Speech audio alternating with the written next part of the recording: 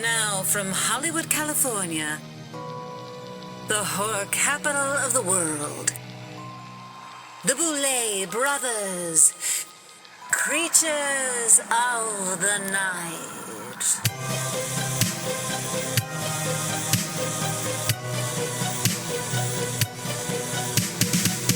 Hello, uglies. Happy Valentine's Day, and welcome to a surprise episode of the Boulet Brothers Creatures of the Night. As always, we are your hosts, the Queens of Darkness, the Boulet Brothers, Drac and Swan, and because we love you, dear listeners, we wanted to take this time to be your Valentine's Day dates. That's right. Tonight, we are going to talk a little bit about Valentine's Day and also review two Valentine-themed horror movies that are in theaters right now. That's right, darlings. It is an impromptu Junior Mints double feature movie review. Exactly. And we're not just going to end it there. We're going to treat ourselves because, come on, that's kind of the best part of the Valentine's holiday. So we're going to review something that we love. It's close to our heart, and that is the newest episode of The Real Housewives of Beverly Hills. So if you're just here for the blood and guts, about 2/3 of the way through the podcast, you can just stop listening right there. But if you want to really hear about something good, then you need to stay tuned. In its blood and guts in its own way, I think. It kind of is. It definitely can be. In its own unique way. So let's talk about love. Let's talk about Valentine's Day for a moment, because so many people today, I think, are disenchanted with the whole idea and the dating scene and everything, I think especially in LA. Why do you think that is? I can only guess, because I agree with you. I hear all of our friends and different people talking about how horrible the dating scene is. And not only that, how everything is switched to online now, to where I really think people only meet exclusively online. Yeah. Which I think maybe is taking a little bit of the magic away from it. That's what I think. I mean, I don't know how you could remedy that, because I feel like, to be honest, I feel like some people that are just out walking around in the world don't know how to interact with other people. So if you approach them, I don't think they'd know what to do. And I don't know if this is COVID or an aspect of like people kind of going inward and being more introverted in their social media. Social skills are at like an all-time low. Yeah. I mean, even family members that are like younger than me, I look at them and I'm like, girl, what's wrong with you? What is happening with you? Like when I was your age, I had like a robust social life and I was always out doing something crazy, and they're just always home. It's very weird, but that I think ties into what we're talking about with dating, is that people just don't have interpersonal skills. I don't know if it's COVID. I don't know if it's because our faces are in our phones all day. I really don't know. Yeah. But, you know, one of the things I want to say, because a lot of times people say, well, you've been in a relationship for so long. How do you do it? This, that, and the other. I want to give a little bit of just insight for people that are, you know, that struggle with finding dates or long-term relationships. My biggest piece of advice is this. The whole idea of you have a type, a quote, a type, you need to throw that out the window. When you're looking for a romantic partner, you need to be open to everybody, because a lot of times you can sit there in your bed and come up with your fantasy of what you think your person should look like or act like or whatever. But you wouldn't really get along with that person if you met them. You know, I don't really think that is what you necessarily need. And I think if you're open to dating all sorts of different kind of people, you may find out that what you need is something very different than what you thought you needed. Yeah, some variety, some spice. I don't know why, but when you were laying that out, I pictured being in a grocery store and going into the produce, and I'm like, you think you know what you like. You're an apple girl. Your flavor is apple. Apples is what you like, and you pass like lychee or kumquat or something really weird looking. And Let's just change. Let's change this around a little bit. We're talking about eggplants, Squash. What I was going to say, though, is like the lychee is weird and not what you would normally go for. But when you bite into it and those juices hit your palate, you're like, oh, this is delicious. And you didn't know it, but you love it. Well, I think they say this in psychology. Like a lot of times, like let's say you had parents that neglected you, or you had abusive relationships or whatever. Sometimes your mind wants you to go after people like that because it's familiar. Yeah. And so you think in your mind, there's this certain type of person that I need, but you do not need that. You need the opposite of that. Another thing gets conjured up in my mind too, just friends that we've known in the past, personal close relationships, and even peripheral ones like from clubs and whatever. But there's a personality type that Drac and I coined many years ago called the Valentine. Oh, yeah. And let me tell you what a Valentine is. A Valentine could be anyone, man, woman, non-binary. It doesn't matter. It's when you are just fixated and to like a sick degree on finding someone else, to the point where you ignore yourself. You don't like love on yourself. You're always looking for that happiness and validation, and that pursuit is like overbearing. It overrides all protocol. And it's crazy. These people are crazy. I have to commend you for keeping a straight face as I'm over here getting stuck in my clothes. It's got hot in here. Yeah. And now I'm trying to get this shirt off and I look ridiculous. Take the headphones off because it's going to make all kinds of noise. Go ahead. Welcome back, Drac. I can breathe now. Which leads to my advice for people. Yes, I think what if is you're it? out there on the hunt for your other half or that special someone, I would say don't go on the hunt. Just keep your eyes open, but focus on yourself. Like, be happy with whatever it is that makes you happy, your career or your home life, domestic stuff, your body, like whatever it is that you want to do, your social circle, expand that. And when you're a happy person, it kind of glows out of you and it's attractive. Definitely. But what if you're just a miserable If you're person? a miserable bitch, Yeah. well, I guess you can't. Do you think? Don't listen to me. Well, that's good advice what you're saying, but I wonder, do you think people should avoid hooking up, or do you think that's a different ballgame? I definitely promote people hooking up. I think a good, healthy sex life is good for everybody. And even if you're not with the one that you want to be with forever and ever, you can still have fun. Yeah, I think so too. I think sex is so taboo in this country, and I think it's silly because, having sex to me, it's like breathing, eating. It's a part of life. It's a part of your anatomy. So yeah.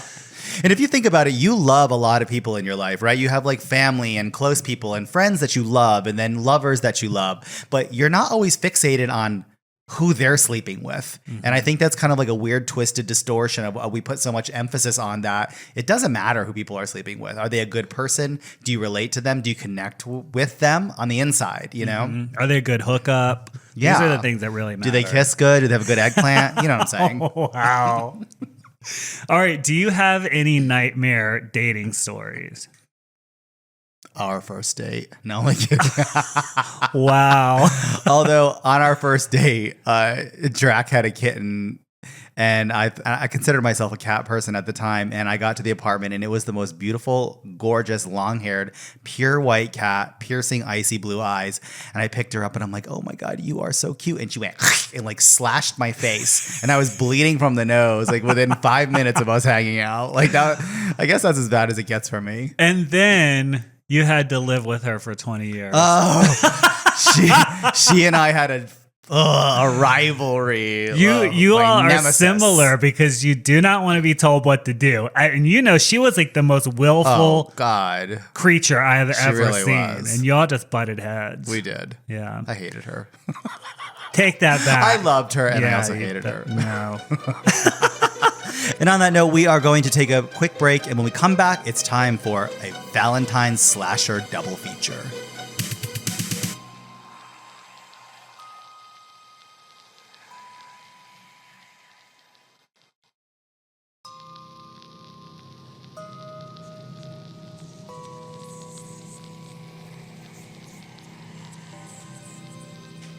Welcome back, my darlings. It is now time for our first Junior Mints Movie Club review in a long time. I'm excited. I'm excited too. We've been doing all these recaps, so we haven't been talking about very many horror movies. So hopefully people will be excited to hear what we've been watching. Yeah, Drac and I have been visiting the movies quite a bit lately. Last night, the night before, we have tickets for tomorrow. Like, I'm into it. Me too. So 2 nights ago, we went and saw writer and director Drew Hancock's new horror slasher starring Sophie Thatcher called Companion. A weekend getaway with friends at a remote cabin turns into chaos after it's revealed that one of the guests is not what they seem. This was good. I was so surprised and taken by this movie. It was funny, and it took that trope of like cabin in the woods and gave it an injection of dark humor. It was like, oh my God, it was so gratuitously violent. And then, but it was reading as funny. And then the AI twist, it was very cool. It was. And it was different because when I saw the trailers for this film, it seemed a little Megan-ish to me. Yeah. Like I was like, oh, I don't know. It's like a robot girl. I was like, I don't. Right. Like they just pushed the levels. It's like, oh, she's an adult, like a sex bot as opposed to like a child. Yes. However, it was nothing like that. It was really unique. It was atmospheric. It was actually funny at times. And I think it was scary at times as well. Yeah, it was really effective. And I think what I liked about it the most, aside from the fact that it was very well written, it was clever, dark, funny, violent. I think it had a lot of social commentary. Like I really enjoyed it on so many levels, but I felt like it treated the audience like they were intelligent. And there's nothing I hate more than when I watch a movie, you can just see everything from a million miles away and they treat you like you're an idiot. Yeah. It's a turnoff. Yeah, it is. And you're right. This film did not do that. I thought the acting was really great too. I thought Harvey Guillen was hysterical as always. As always. Yeah. And Jack Quaid was great. I mean, he plays a character called Josh, who is Sophie Thatcher, Iris in Companion. They're love interests. And I know him from another series that I absolutely love because Sophie's from Yellow Jackets, Right. which everybody that listens to this knows we love Yellow Jackets.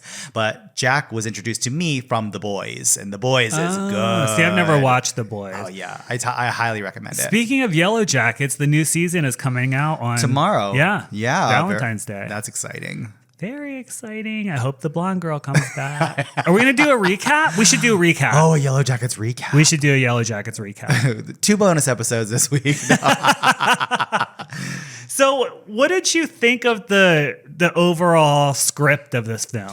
Like I said, I thought it was really smart. It was clever. And it wasn't trying too hard, I felt like. There were a couple of surprise twists that I didn't see coming, and you kind of clued me in. And usually it's the other way around. Usually like I see it coming in and you're like, oh, you ruined it.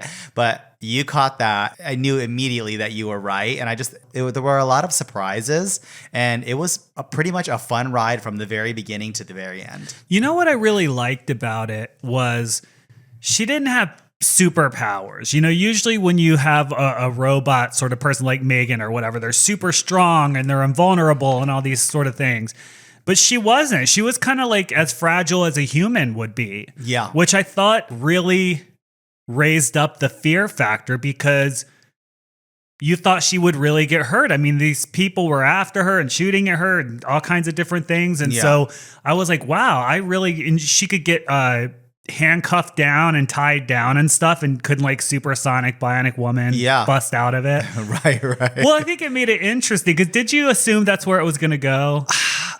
I didn't assume anything. And they introduced those settings that the user can control from an app, and you can set your AI companion's intelligence, their eye color, how strong and smart they are, and all those kind of things. So I thought that was really clever and interesting, and her vulnerability was part of the story. Yes. And I wonder if the whole idea of programming your own companion, right? Because in the film, they would use these sliders, change the eye color, how intelligent are they, all these different things. And it almost seemed like commentary on online dating. Yeah. Because you can just filter out whatever you think you don't like. I need someone with green eyes and this color hair and this body weight and all this. I wonder if it was commentary on that. I think so. I'm going to give the writer credit because I thought it was really smart, and I wouldn't be surprised if there were those kind of like layered meanings. Another thing that I picked up on, which I really liked, was, and we're trying to avoid spoilers. So there's a few queer characters in this, and there's this thing that happens where one of the characters who you think is sort of oriented one way kind of just switches, and it revolves around the AI. And I really liked that because it wasn't a big deal. It wasn't the point of what the story was, but it showed kind of a man having a relationship with a woman and a man having a relationship with a man, an intimate relationship. And it was like, it ain't no thing. And I think that's how the world should be. Yeah, I agree. Overall, I would say we both give this 2 claws up. Yep. You should definitely go to theaters and see it. It's the perfect movie to go and watch on Valentine's Day. And if you don't get enough blood, guts, and gore from Companion, you should stick around, buy another ticket for a movie that's out in theaters now, and that is Heart Eyes. Yes, I really think a double feature Valentine's Day horror movie marathon is just what the doctor ordered this year. It was fun. Yeah. Yeah. I've got the movie bug, too. I can't wait to go tomorrow. All right. But anyways, let's talk about Heart Eyes. So the synopsis is, for the past several years, the Heart Eyes killer has wreaked havoc on Valentine's Day by stalking and murdering romantic couples. This Valentine's Day, no couple is safe. This is from director Josh Rubin, who was responsible for Werewolves Within, another movie that I think we reviewed last year. We did. With writers Philip Murphy, Christopher Landon, and Michael Kennedy. Yes. So great lineup of writers, I think. What did you think of this film? Here's what I thought. I thought it was a super fun slasher. Mm-hmm. I was actually stunned at the level of gore right out of the gate, like within the first minute. Yeah. So someone's getting stabbed in the face, literally, and a girl's getting squashed to a pulp. I love that kind of gratuitous violence. Mm-hmm. Overall, I think this was almost the opposite of Companion in what I was talking about earlier. Yes. And look, the horror world offers so many different ways to express itself, and things that people love are, different across the spectrum. This movie may not be for everybody. It might not have been for me, but I know a lot of people had a great time with this movie, because there were even people in the theater like laughing and cheering and gasping, because it really mixed comedy with really ultra violence. It felt like a light horror film to watch. Not light in the violence, but light in that it was not heavy. It was not complicated. You knew exactly what was going on the whole time. Mm-hmm. I did think that the script would have been handled better by different actors, because I don't think some of the actors delivered the comedy of the lines in a believable way. You could tell there was a lot of little smart ass sort of funny quips in there, but they were delivered in a you don't believe what you're saying kind of way. Yeah. I didn't pick up on that. And I think it was just because it was kind of erratic, right? There was tons of action in the movie, and it shifted gears kind of left and right. And somehow it was a rom-com. It was a romantic comedy about a budding love story, but it was also about a serial killer on Valentine's Day, but it was also just gratuitously violent. It was kind of a lot of different things. Yeah, like I said, it felt horror light. It almost felt like a Scream sequel, right? I don't know which one, 3, 4, whatever. It definitely did. It had that kind of energy. I noticed these writers too, a lot of their stuff sort of is similar in that way. You can see the tone of their writing through most of their projects. Like It's a Wonderful Knife they did. Yeah. This almost even had a little bit of the vibe of that Thanksgiving Eli Roth film. Yeah, I could see that too. Yeah, definitely. So some of that, because the characters act dumb, but it's not because the writing is dumb. It's because that's the whole point of what they're doing. So they make terrible decisions, and they end up paying for it with their lives. I think it's the director's style too. He has a certain, like most good directors, he definitely has a style, and you can see that in this film, consistent with his other movies. It looked really slick. It did. And I liked the design of the killer too, the whole heart eyes and the eyes lighting up. I thought that was cool. So I'm going to spoil a little bit, because this is one of the things I had an issue with this film, which was the killer, the reveal of the killer, right? Yeah. And so eventually this couple who's being pursued, but they're not really a couple, but the killer thinks they're a couple because they made out. I'm not going to get into it. You'll watch it and see.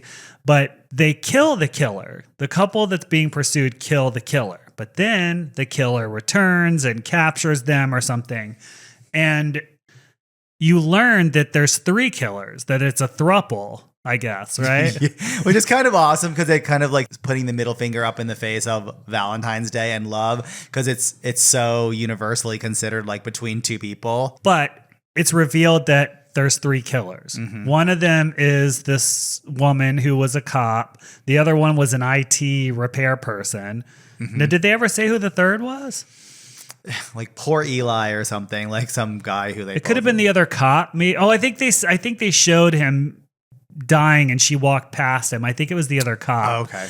But the point is, in the film when Hard Eyes is chasing these people, it's almost like he has superpowers. He's like grabbing them by the throat and lifting them off the ground and stuff. And I'm like, none of these people would have the physical strength to do any of that stuff. Yeah. So it was unbelievable, I thought. Yeah. Because, you know, when you're watching a movie like that, you're trying to guess who's the killer, who could it be? Well, these are the characteristics they have. Who have we been introduced to that could possibly have these characteristics? And the answer is none of them. Yeah. I agree with you. But I want to say this. If you want to see a fun movie where you just unplug your brain and you kind of laugh and you get scared and you jump and kind of like a cool new killer design revolving around Valentine's Day, go see Hard Eyes because I don't think you'll regret it. Yeah, I don't think so either. I want people to go watch it and let us know what you thought of it. And extra points if you do the Valentine's Day double feature. We are going to take another quick break. And when we come back, I think this is going to be my favorite part of this episode. The thing that we love the most this week, the newest episode of The Real Housewives of Beverly Hills. Who is Hunky Dory?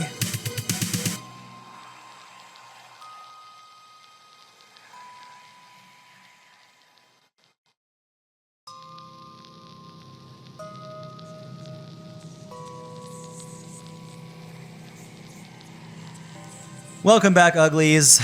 And that's right. It's time for our review of something that we love and hold close to our hearts, The Real Housewives of Beverly Hills' newest episode. Yes, The Real Housewives are our guilty pleasure, as listeners of the podcast probably know. So if you're not a fan or you don't want to hear this, go ahead and turn off the podcast. But if you're smart and cool, you'll stay and listen to it. Exactly. I want to go back and like refresh a little bit. Let's talk about the whole season.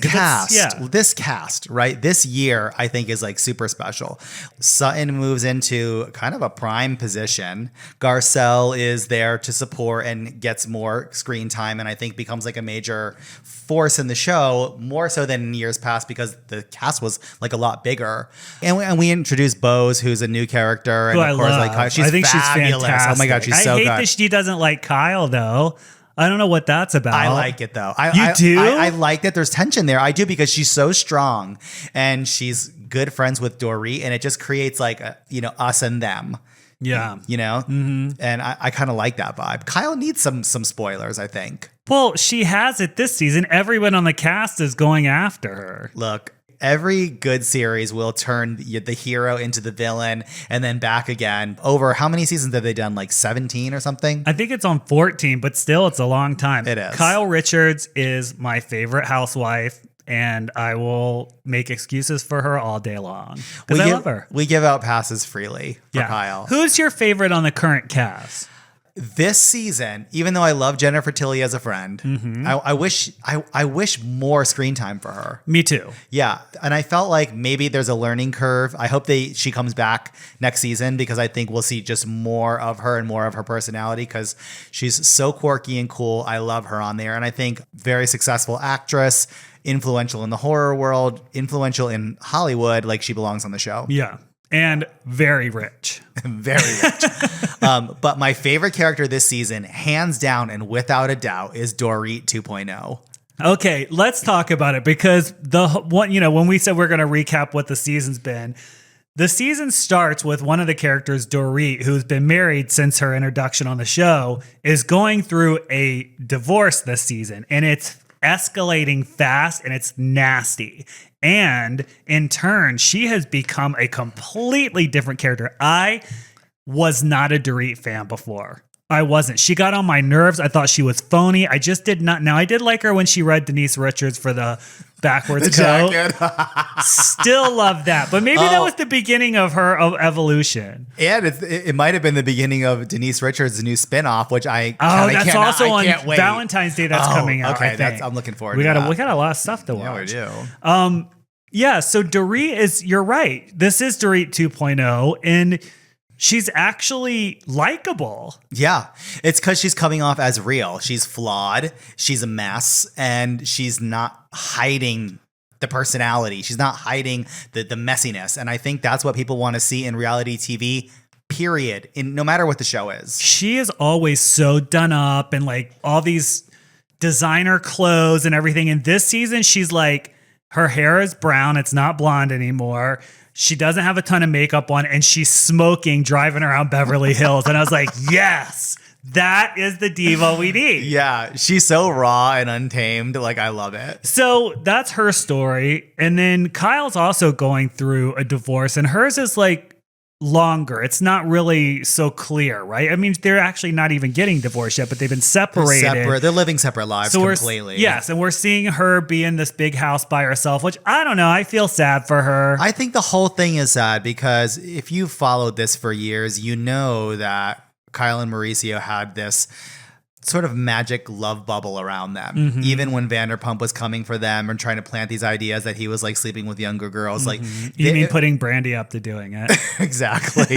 Hey, she's got a lot of shows for a reason. She should be an EP. She should be an executive producer because she's crafty. Absolutely. But I think a lot of fans of the show held Kyle and Mauricio's partnership like way up there, almost like the standard. Like, oh, these guys have been in love since they're teenagers and they always will be. Yeah. So it's sad to see that fall apart. It is too, and they have a lot of kids together, and I know just that house feels. I always love their house, and I feel like it just feels kind of empty now. Yeah. So, but we do love Kyle with her dogs because she's got a million of them, and I love because they're always like, she doesn't discipline them at all. Not she at all. She pampers the shit out of all of them, and they do whatever they want. And she's always screaming their names, and they're running around. It's really cute. I love when they escape because once a season they escape from the front door, and she has to chase them down. Storm. And then so that's Kyle and Dorit's story. Garcelle and Sutton once again have no story because they never do. Ouch. Well, am I wrong? No. Bose is new, and she has a great relationship with her daughter. Like, watching her as a parent is like, I think should be an inspiration for anybody with kids. And she's a boss, and she ran PR for the biggest companies in the world, and she's just gorgeous. She's like an Amazon. Yeah. When I see the way she's built and the way that she dresses, like, it's flashy, she's sexy, and she's really stacked. So it's kind of cool to see her on screen. Yeah, I think she's beautiful, and she is Amazonian in her stature. I just think I love her. I really love her as an addition. And she's smart, and she's coming at it from a different point of view because a lot of the women on the show, they're housewives or they are not necessarily coming from the business world, which she is. Absolutely. And I think that introduces a really interesting dynamic. It's a to this unique group. voice. Yeah, it's a unique voice in this group. And then we have Erica Jane, who rounds out the cast. I love Erica. I love Erica too. This is a good season for her. Yeah, I love Erica. She's coming out of that situation with her divorce, or she's not divorced yet either, actually. But this I don't know if it's official, but all that's been going on. She shot the number of years out on camera. I don't remember, but I was shocked that it had been that long. It was like 5 years or something. Yeah. That's wild. I do think the fans are hating her less because, they were like, burn the witch. It's all her fault. Drag her, scalp her, give her nothing. Yeah. But she actually persevered and came out, in a better space, I think. Yeah. I mean, that had to be hard. People were just God. daily like, kill yourself, you're terrible, just all these horrible things. And going from that gorgeous mansion in Pasadena, snowy Pasadena, to that small place in Highland Park, that was a transition for her. But I actually love that she's like, you know what, this is my home. We're transforming it. Like, you can see her just sort of like rebirthing. She's been cocooned for like years, dealing with all this drama, and now she's starting to kind of like blossom out of that cocoon. But why is she spending upwards of $30,000-$40,000 on interior decorating a rental? Can you explain that to me? Because that's crazy. I can't. Yeah. Nope. She doesn't own it, right? No. I don't know.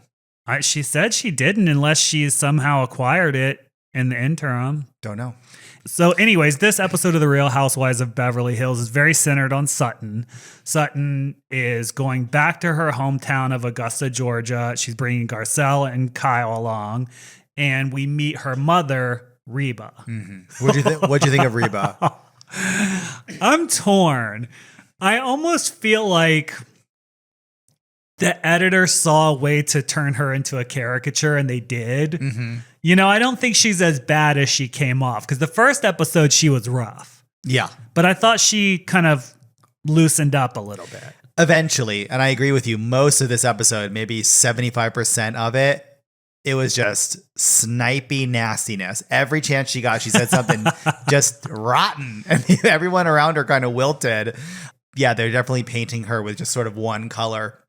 But by the end of the episode, her relationship with Sutton kind of like rounds out and fills out a little bit. And you see of the vulnerable woman, the vulnerable mom who actually really loves her daughter and probably had a hard life, especially the tragedies that happened in their family. Yeah, that's what I thought too. I felt like Sutton kind of gives her a hard time. And I'm like, Sutton, don't you think that your mother having to deal with her husband for years going through all these, addictions and mental health problems, and then he commits suicide, don't you think that might be, that might change a person a little bit? Like, let's give her a break. Of course, like super traumatic. But the fact that Reba is a therapist adds another layer here of just almost like clinical coldness. Like you could see how that plays a huge part in their communication. One thing I was surprised at, I assumed when they pulled up to the house that was her mother's house and that's the house she grew up in. But it's not. That is her house, and her mother's in a back house. And then they also get in the car and go to the house she grew up in, which was small. And I always assumed Sutton was filthy rich. I assumed she grew up rich. Yeah. But she is filthy rich now. She's filthy rich now. She gets, what is it, $30,000 a month for life. I think it's $300,000. $300,000 a month for life because she divorced someone. I mean, how do you get that deal? Sign me up.